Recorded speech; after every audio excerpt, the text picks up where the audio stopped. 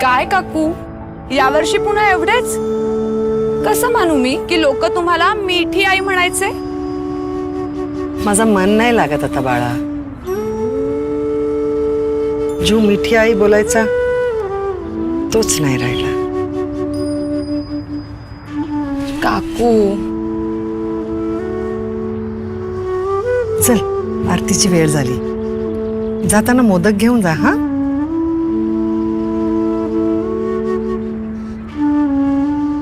ते नुपूरचा मुलगा कुठे आहे ग आता? अगं त्याचं विचारूच नको.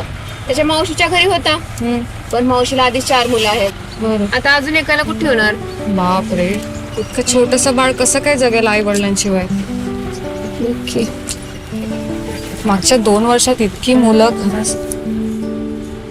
दादा इथेच थांबा.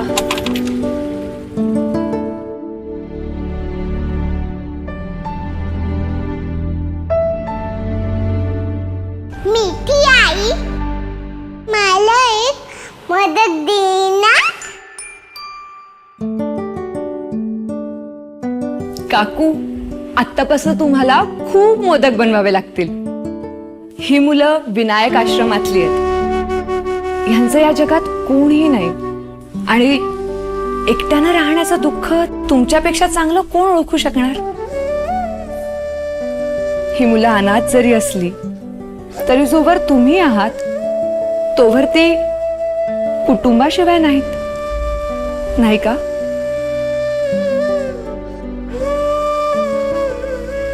आई मोदक मिळणार ना बाळा.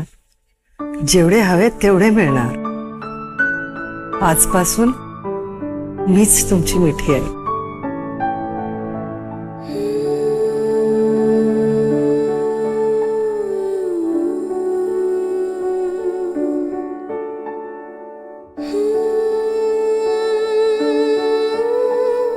सुख करता दुख हरता वार्ता विघ्नाची नुरवी पुरवी प्रेम कृपा. या गणेशोत्सवात जेव्हा बाप्पांना घरी आणाल तेव्हा आनंदाचे काही क्षण त्यांच्यासोबतही साजरे करा ज्यांनी या महामारीत आपल्या प्रियजनांना गमावलंय.